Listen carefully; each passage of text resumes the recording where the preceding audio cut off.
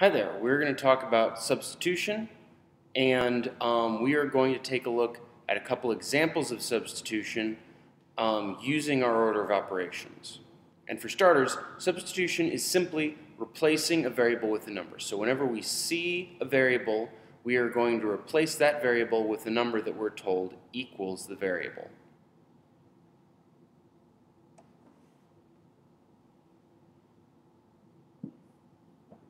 So here we've got two problems, and we say for both of these problems, x equals 2 and y equals 5. So that means we're going to be replacing x with 2, we're going to be replacing y with 5. So for starters with this first one, I am going to simply take away my two variables, and I'm going to put in a blank set of parentheses. So right here, instead of 3x, I now have 3 and then an open set of parentheses that I'm going to put a number in just a bit. If you remember, 3x is the same thing as 3 times by x, and if I have a number in front of parentheses, the number is multiplied by everything inside the parentheses. So we still have multiplication going on between these two things, so we really haven't changed anything yet. With the y over here, I'm going to do the same thing. I'm going to keep the plus sign, and then I'm going to have a blank parentheses with the squared on the outside. So instead of the y, I now have this open set of parentheses.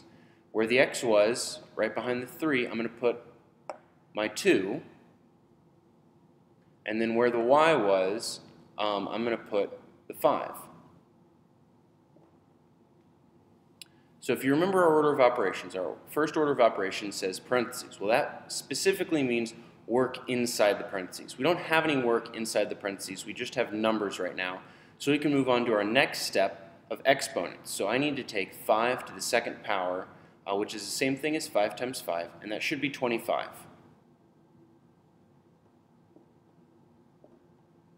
Once I'm done with my exponents, I can go on to multiplication. Well, I have 3 times 2 here, which gives us 6. And then 6 plus 25 should give us 31 for our final answer.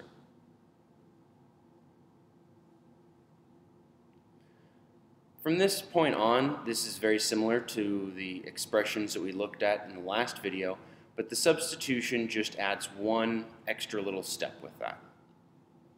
With the second problem, we're going to do the same steps. I'm going to replace the y and the x with some open set of parentheses.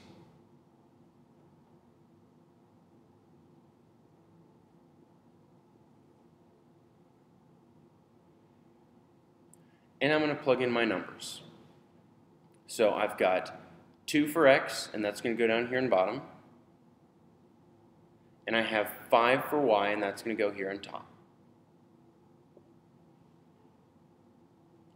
Now, you might think, okay, we've got addition here, and then since this is a fraction, that means we have division. Well, we know that division comes before addition, but in this case, since we see we're dividing by everything up here, what this actually counts as is we count as having the whole top part in parentheses. It's not always written like this, but anytime you have more than one operation in the numerator or the denominator of a fraction, you need to do all of those operations before you do your division. So we actually need to do the 9 plus 5 before we divide by the 2. We could go through and divide both of these by 2 and then add, but it's going to be much easier to add them first and then divide by 2. So 9 plus 5 should give us 14.